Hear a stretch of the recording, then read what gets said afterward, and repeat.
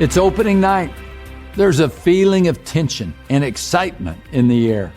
The technical crew is checking the lighting, the rigging, and the sound systems to make sure everything is functioning properly.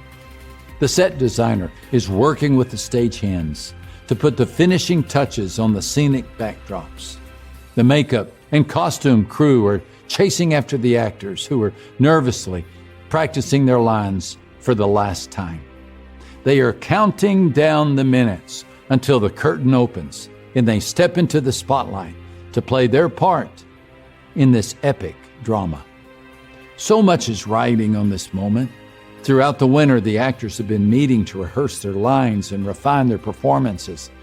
They've braved the cold, the snow, and the general weariness that comes with the winter season and the constant rehearsals.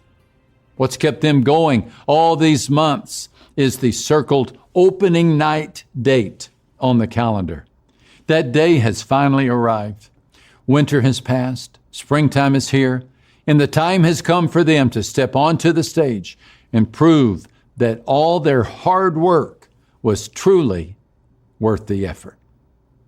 Like these actors, God has given us a role to play in the grand drama that we call life. And there will be times when He will call us to step onto the stage to perform the part that He has designed for us. These are exciting moments. The opening day in springtime when all seems possible. But the reality is that most of our moments will feel more like those cold rehearsal times in winter, seasons when it feels like we are outnumbered by foes and outmaneuvered by fate and outdone by fear. We wonder if the part that we have to play will make any difference at all. If there is anyone who could relate to such sentiments, it was a young woman in the Bible named Esther. Her story is one that rivals the great dramas of Hollywood, filled with intrigue, plot twists, noble heroes, and a devious villain. But unlike our modern blockbuster movies, the events related in the book that bears her name are true. And as the curtain rises on this actor, we find that the stakes couldn't be higher for the role that God was calling her to play. The audience members are now in their seats. The director gives a quick nod to the symphony conductor. The baton is lifted and the music begins. A quick read of the pamphlet provided by a helpful usher reveals that the setting for our tale is the city of Susa in the 5th century BC. Susa was the winter palace for the kings of the mighty Persian Empire. The empire was immense, controlling more than 2.9 million square miles at the time and comprising roughly 44% of the world's population. It stretched from India to North Africa. As the lights come up, we see the first character in this divine play, a solitary figure on the stage. His name is Xerxes, and he is the king of the Persian Empire. History tells us about his exploits. He had recently suppressed a revolt among his subjects in Egypt and was now planning a campaign against Greece. The Bible tells us about his character. As we read, in the 3rd year of his reign, Xerxes gave a banquet for all his nobles and officials. The military leaders of Persia and Media, the princes, and the nobles of the provinces were present. Xerxes promised wealth and rewards to all warriors willing to join the campaign. And to prove that he could make good on his promise, he staged a 6-month extravaganza. For a full 180 days, he displayed the vast wealth of his kingdom and the splendor and glory of his majesty. It was a Mardi Gras of drinking and dining. Guests from 100 posts and ports, officials, power brokers, and wannabes mingled, schmoozed, and indulged feasts on a dozen tables. But toward the end of the carnival, the king's true colors began to appear.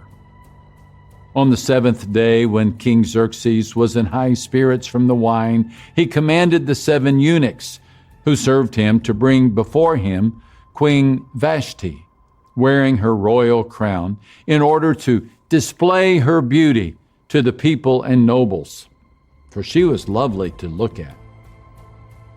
Apparently, the king expected his queen to dance in front of his friends and leave them entranced in a cloud of perfume. He was in for a surprise, for Vashti refused to comply. Furious, the king consulted his cabinet members, who were seemingly as dense and drunk as he was. They huddled and strategized and told the king to make an example of Vashti by banishing her. Then the advisors told Xerxes to hold a royal beauty pageant to choose her replacement. This, of course, pleased the king. With these events in motion, the lights now move across the stage to land on the next 2 main characters in our drama, an older man and a younger woman. The woman is Esther. The man is Mordecai, her cousin, who has raised her since birth.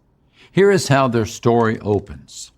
Now there was in the citadel of Susa a Jew of the tribe of Benjamin named Mordecai, son of Jair, the son of Shimei, the son of Kish, who had been carried into exile from Jerusalem by Nebuchadnezzar, king of Babylon, among those taken captive with Jehoiakim, king of Judah.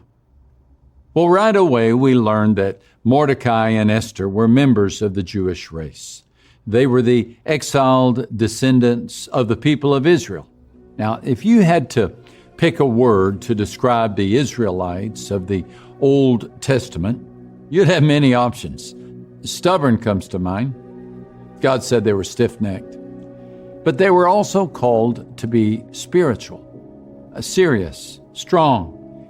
They were supposed to be holy. Biblically, this meant they were to be set apart. They were to live by God's standard rather than the standard of the world. It was a call to both display and demonstrate God's righteousness. When God first called Abraham out of the land of Ur, he ordained him to be the father of a holy nation. He promised Abraham, "I will bless those who bless you, and I will place a curse on those who harm you, and all the people of the earth will be blessed through you." That global blessing would come in the birth of Jesus Christ, a descendant of Abraham. The children of the patriarch were to be curators and caretakers of the promised seed of heaven. The Jews were the family tree that would bear the greatest fruit, the Redeemer of the world. For this reason, they were to remain distinct. They were not to marry non-Jews, worship pagan deities, or embrace the pagan culture. God summarized this high standard when he proclaimed, "You shall be holy, for I, the Lord your God, am holy." Sometimes the Israelites succeeded in meeting this standard, but more often than not, they failed. Eventually, God determined to get their attention and return their hearts back to him through exile. In 586 BC, he allowed the Babylonians to sack Jerusalem and begin the forced deportation of its citizens. In 539 BC, the Persians sacked the Babylonians. Now, as I mentioned a moment ago, Mordecai and Esther are the main characters in our drama, but in Act 1, they are nowhere close to resembling the heroes of our tale. Just look again at the text. Now, there was in the citadel of Susa a Jew of the tribe of Benjamin named Mordecai, son of Jair. Mordecai was living in the citadel of Susa, which was the political thicket of the Persian Empire. Even worse, we read later that he was on duty at the palace. He didn't just live at the citadel, he worked there. Moreover, Mordecai had adopted a pagan name. The name Mordecai was an adaptation of Marduk, which was a Persian male deity. It's hard to believe that a modern-day Jew would name his son Mohammed, or that a God-fearing citizen of Israel would work for the Iranian military. So how do we explain a Jewish man named after a pagan deity who is living on a Persian payroll? Well, the answer is obvious when we look again at the account. Mordecai was the son of Jair, the son of Shimei, the son of Kish, who had been carried into exile from Jerusalem by Nebuchadnezzar, king of Babylon. In other words, Mordecai was 3 generations removed from the first Jerusalem exiles. And somewhere along the line, he had begun to assimilate into the Persian culture and blend in rather than stand out. He had gone clandestine with his convictions and deferred his theology to bureaucracy.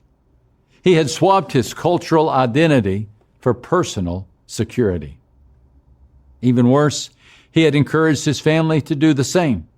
As the story states, Mordecai had a cousin named Hadassah, whom he had brought up because she had neither father nor mother.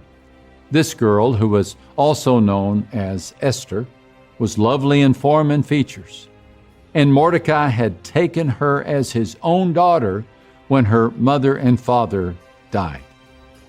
The name Hadassah comes from the Hebrew word for myrtle, which implies righteous, and this name fits because, as we'll soon see, Hadassah was made of the right stuff to take the righteous stand.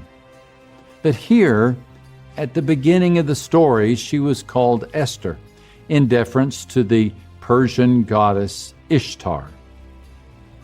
History reveals that the polytheistic Persians, like the Babylonians before them, did not require their conquered peoples to give up their gods. Go ahead, they said.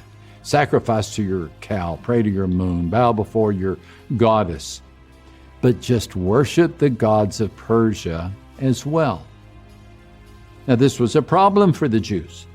They were to worship only God and have no other gods before him. The initial response of Mordecai and Esther to this dilemma was disguise and compromise. As we read, when the king's order and edict had been proclaimed, many young women were brought to the citadel of Susa. Esther was also taken to the king's palace. She had not revealed her nationality and family background because Mordecai had forbidden her to do so. Esther and Mordecai had chosen to create a world of hidden identity. I envision Mordecai and Esther seated around a table to discuss the strategy. Esther, Mordecai says, this is the best plan. She shakes her head slowly. But they will know, she replies. They will find out. Mordecai is adamant. Not if you're careful. Say little, offer nothing, go unnoticed. Listen, Esther, our people are adrift here in Susa. No one remembers Jerusalem. No one remembers the temple. Your parents, may their memory be blessed, lived and died in Persia. We will do the same. It's best just to make the best of it. So it was that Mordecai entered Esther into a bachelorette contest, knowing the competition included a night in the bed of a Gentile king. He told her to show him a good time and keep her nationality a secret, and she complied. The soft butter of their convictions melted against the warm knife of pragmatism. They buried their Jewish identity beneath layers of compromise. Of course, we face the same temptation today. The compulsion to compromise affects us all, not in Persia, but at work, at school, on the bowling league, in the pony league. Everything around us says, conform, be a part of the gang, forget your uniqueness, blend in, fit in. Our society permits all beliefs except an exclusive belief. It says it's okay to do whatever you want as long as you accept what everyone else does. The incontestable value of our culture today is tolerance. Ironically, the champions of tolerance are intolerant of a religion like Christianity that adheres to one Savior and one solution to the human problem. To believe in Jesus as the only Redeemer is to incur the disdain of Persia. This is why we must remember our true identity. As Peter writes, we are temporary residents and foreigners of this world. Our eternal citizenship is not the one printed on our passports. We are subjects of a different king. We heed a higher law. We follow a greater good. We have the same mandate as the Israelites of the Old Testament, to be caretakers of God's promise. The message of Jesus has been entrusted to us. And we have the hope the world needs, especially a world that is wrapped in winter. This is not the time for us to blend in and assimilate, but to heed God's call and follow His standard. And make no mistake, our standard is still holiness. The same Creator who told the Israelites, "You shall be holy, for I, the Lord your God, am holy," also told the church, "Do not conform to the pattern of this world, but be transformed by the renewing of your mind. Then you will be able to test and approve what God's will is, His good, pleasing, and perfect will." Sadly, as the curtain closes,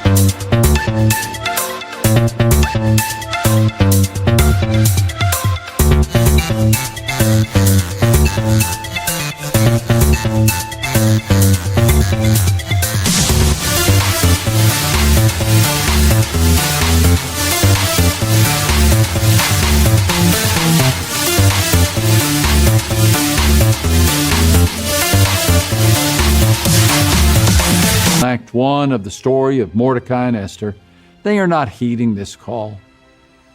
Fortunately, their part in the play doesn't end here. In the next act, our duo will recall their identity and accept God's invitation to partner with Him. And God, who is happy to give His children a second chance, will put them straight to work. He will show them, just as He will show us, that they have been made for a specific mission that He has in mind.